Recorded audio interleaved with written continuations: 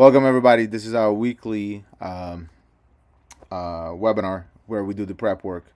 As you can see right now on my screen, we have a bunch of screens, a bunch of different traders streaming live, and this is the what we do actually on daily basis. We have a bunch of traders, or everybody has their own specialty, and you can watch different traders uh, take different trades all live, no post factum bullshit which you usually see on YouTube, cherry picking nonsense.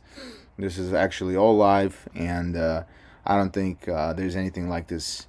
At least I haven't seen anything like this. So if you want to learn something, how to trade, and there's no better place than apexbull.com, and the link is to our Discord is in the descriptions wherever you're watching this. So now, housekeeping aside, I'm just going to jump on my screen. And the way we start every week is very simple. We have to know what's going on in the week ahead. So we check the economic calendar, and we see who is doing what economic news gets released. So this week we actually have, depending on what you trade. So even if you trade crypto and you don't give a shit about currencies, for example, you still have to understand that, for example, on Friday we're going to have non-farm payrolls and markets are going to move. And if stock indices and U.S. dollar and gold are going to be moving, you bet your ass Bitcoin and ETH and all the shit coins will be moving as well, because every market is correlated in some degree, and especially in this environment now, where it's basically U.S. dollars and U.S. rates versus everything else. So, with that said, we have a couple of trades on the pound still, and on Tuesday their BOE governor will be speaking, but the big one will be we also have Wednesday Powell will be yapping just yet again. He's almost like he should be on TV or 24/7 at this point. He just can't get enough of talking. Anyway, and Friday is the big one. Friday is the non-farm payrolls. So we're gonna have fireworks for sure, because depending on the jobs, and we have quite a low number too. If we have strong economy, that means the Fed is able to keep on raising interest rates. If the economy is starting to falter, that means that the risk will rally, and as Fed will be forced to pivot sooner rather than later. So let's take a look at what's going on with the major markets. First of all, I want to talk about the S&P 500, because basically it's the stock indices that, and I made a post. The ideas I posted. So basically, the S&P 500 is, every time we would hit a zone between 786 and 618 fib, we would go lower. It happened 1, 2, and now we are approaching the same zone. Not only that, we also have a lot of we have order blocks and other resistances sitting right there. So I was looking, and this is a daily chart. I was thinking maybe we're gonna pop a little higher. There's the trend line there, a bunch of resistances there, the fibs are there. So again, the only thing I think that might prolong this sideways consolidation is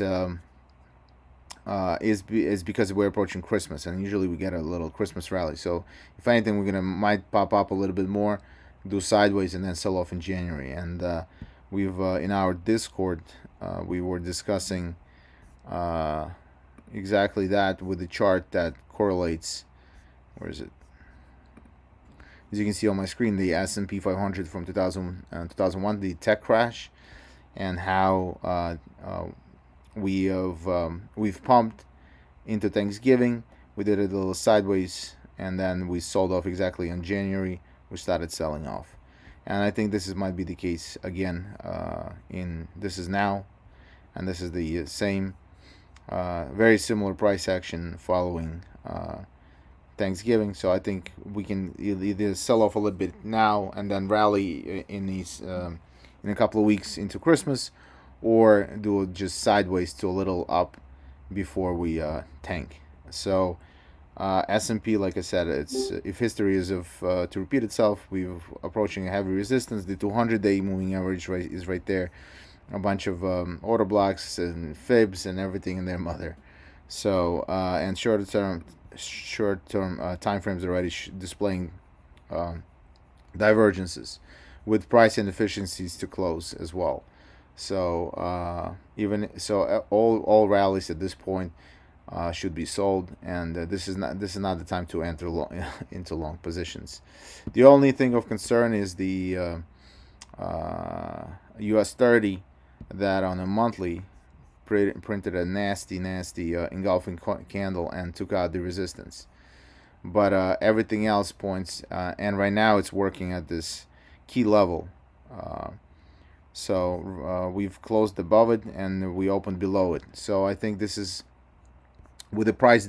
We always pay attention how the price got to where it got to. So when you have a vertical price like this in a rallying aggressively into key resistance, into key area, usually even if we blow through the resistance to grab liquidity, because stop losses of people who are short are above this level, we're gonna grab the liquidity, run their stops, and because the price is gonna have a price exhaustion. So if you see a reversal candle with a long wick to the top side and a small body on the bottom, that's gonna be a sign: mortgage your house and sell and walk away for a month. It's like this candle, but in reverse, right? So if you see something like that, that's an exhaustion price pattern, kind of like it happened also here. See, we blew through these stops. This is the exhaustion I'm talking about, and then we rallied. So very similar price action might happen in reverse here. That was S&P 500. We can briefly mention some crypto with Doge rallying today because there's an unconfirmed report that Elon Musk might use it as payments for Twitter, and he might integrate it into the ecosystem. So that's why we have a nice pop. We were actually trading it on the weekend. Blackstone was trading it alongside from these order blocks here and rallied nicely. We took profits obviously much sooner because it was a little iffy, but this happened anyway. Gold is a big one. Everybody always talks about gold. So gold is I have two scenarios for gold. So we are obviously making lower lows, lower highs, still in a downtrend. We've reached a very key resistance on a daily. This was a daily order block that we sold off from, but now we sold off into the previous key resistance turn support. So usually when resistance turns into support, it's a bullish sign. Doesn't mean we're gonna rally automatically, but it is a possibility. So basically here is two scenarios. One scenario, we basically sell off from here because we have a lot of price inefficiencies and liquidity voids right here.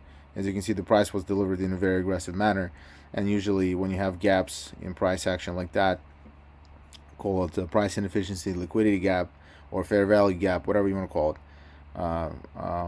it, it usually gets filled at some point. And as you can see, the price exhausted itself. Last week we were already shorting this, or 2 weeks ago actually we were shorting this already, because the price was really running out of steam, as shown by the momentum here as well. So maybe we'll go a little bit up and start selling off again, which will be a nice scenario. But I'm still waiting, because we were basically doing a low, a lower high, a lower low, a lower high, a lower low.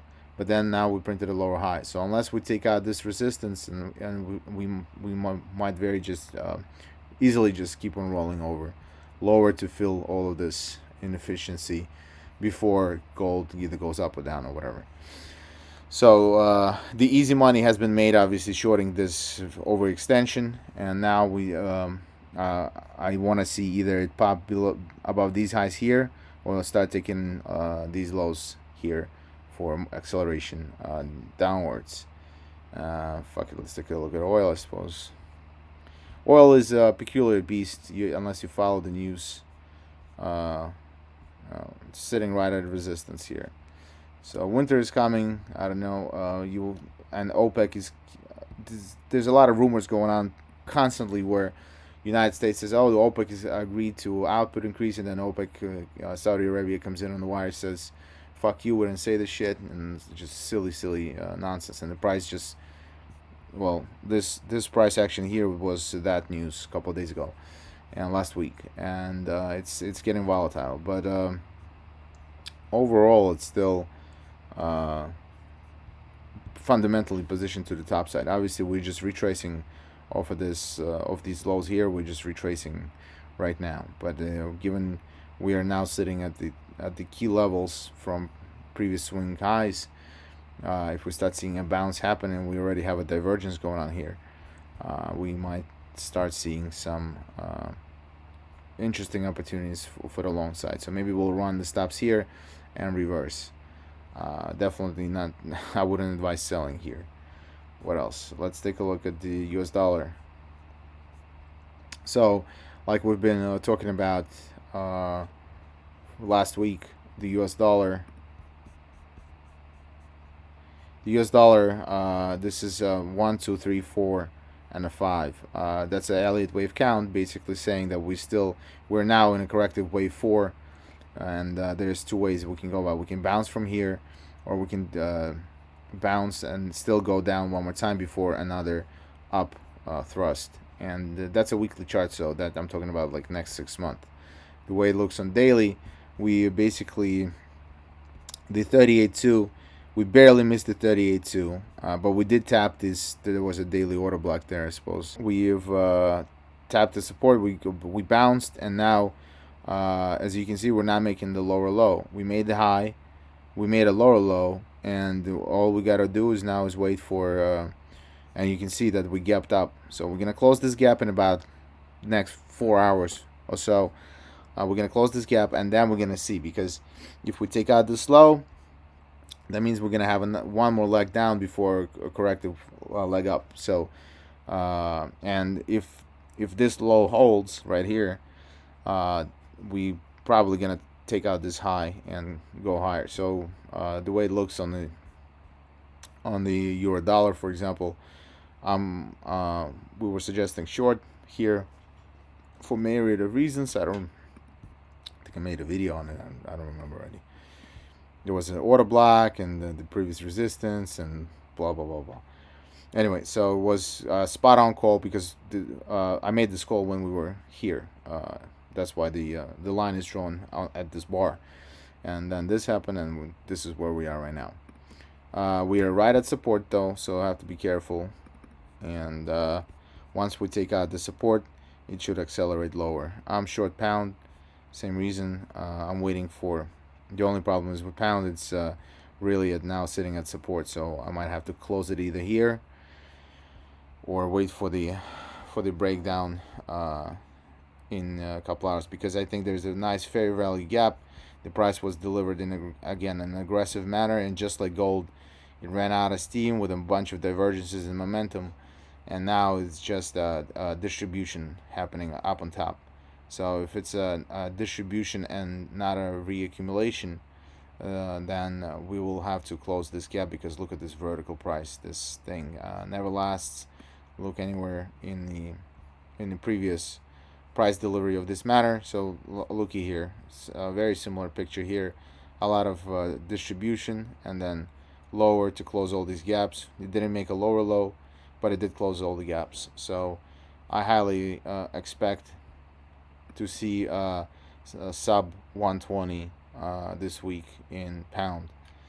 So maybe mid 119s. So there's definitely a lot of room to go and trades to take. Dollar yen is a messy one. So it bounced off of we've basically rallied. Let me remove this. We rallied. We found support at the previous key level, and we're bouncing. So we need to keep on this momentum going and take out these highs for an accelerated move up, because we also have price inefficiency, liquidity gaps, and all this good stuff um, up here, as you can see. So I think there's a good chance that we might rally, and there's more here as well. So maybe if we might not rally all the way up here today, obviously, but close this immediate one around 140, 141 is it very easily can happen. So with I'll just do the ETH, and then I'll switch to others to do the crypto. I made a post basically on ETH showing confluence of different tools that you can use to make trades. So this is the volume, which tells you at which level everything was traded. Volume, this thing, you can actually show it on both sides, and but I want it only for this congestion here. So this volume is showing that we have resistance of this inverted head and shoulders right here, but there's a void. So very likely price can pop into, there's a 4 hour, 1 hour, and up to 5 minute order blocks all the way up here, and that's what we were waiting for, price to pop a little higher to short it, and we're going to target these range lows because basically because of this gap here in the volume, and then high volume in the area of the sell will provide the resistance necessary for the price to roll over, plus the order block itself. And so that's the trade we posted earlier. In any case, if like I said, we can follow. There's a whole bunch of traders you can follow, not just me. I don't know, Blackson, you want to take a look at a couple, or Lobo? The XY, we have somewhat of a bearish pattern. It's going on an Yeah. up pivot, so it could go down, but we'll see. I can't really draw the top line for this, but we shall see.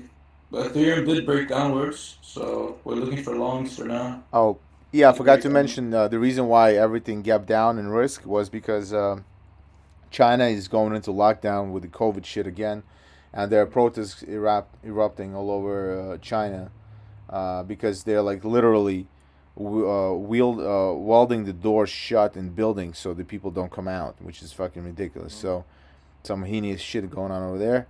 They're doing, even if you watch the World Cup right now, the feed on TV in China, it blurs all the public, the fans in the stadium. The reason why they blur out all the fans in the stadium is because nobody's wearing masks, and the Chinese don't know that the whole world is not wearing masks anymore. That's how ridiculous it Dang. is. Yeah. So that's why Risk is getting sold off on. That's why over the weekend that was the big Kahuna that is being Wow. priced in right now. This So there's not inefficiency is many way too there's not high. many trades to take compared to back here. Back here there was a lot more movement all around the chart through the bear flag here, whatever they want to call this. I mean, Bitcoin is moving, bro. Damn. Yeah, Bitcoin has been moving like this. These are the good times. But now it's Mm-hmm. just kind of slow. Gotta see where the market's going. How's S&P doing? Yeah, What? everything gapped down heavily. Oh, I S&P didn't. broke I liquidity as forgot. well. Yeah, yeah. I forgot even to put it on a short time frame to take a look. But the yeah, we should have taken a look at the bonds. But yeah, we'll see. Look at S&P. It broke the trend line. Yeah. So it's again, it's looking topish to fill those Mm-hmm. inefficiencies then downstairs. So it would be nice. Plus a double top. I am in profit on that Nash short still. All Still right. how Yeah. much point is that? Yeah, 100 point profit still. I'm gonna hold that one out and then move back down because Yeah, the so macro all these environment is gaps, not too yeah, good. all these gaps will probably be filled because usually gaps Mm-hmm. get filled within a couple hours. So if you would really want to, if you're adventurous and you want to scalp this thing to the, the gap close, but that's more of gambling than Yeah, it actual is. trading. So It's too little to actually, it's like 30 points. Not worth it. yeah, not worth it at all. So you might just get in trouble, get stuck, or yeah, I don't think definitely. we're gonna move above this top right here though, because of that weekly order block we just hit on Nas. Oh yeah. Oh, by the Yeah. way, yeah, those weeklies we've done some homework over the weekend, and those weeklies are a fucking motherfucker. They usually work like a charm. So that's another reason why we're staying short risk. And even with the US 30 chart that I was showing, with the engulfing candle, the S&P and the Nas don't look good. So I'll go with the majority, not just minority that the US 30 is now. So, all right. So I'm gonna for the ones who are watching on YouTube and Trading View, again, you're more than welcome to stop by the Discord, because we do this live daily. You can watch a bunch of traders, different monitors, different trading styles. We have swing traders, scalpers, day traders. Anyway, you can learn much faster from people doing it live in the trenches, not just cherry picking bullshit that they highlights on YouTube, and you think that that's trading. This is actual trading. So, link is in the description. It's free, and yeah, I don't think you're gonna get better value than this. You're more than welcome to stop by, check out the links in the description page wherever you're watching this, and we'll be broadcasting tomorrow morning at what is it, 8:30 a.m. 8:20 a.m. New York time for the news at 8:30, and then we'll wait for the cash market open and the stock indices and go from there until the late afternoon. So more than welcome to stop by. Enjoy the rest of your Sunday, and yeah, if you have any questions, stop by, say hi. We always appreciate it. Cheers.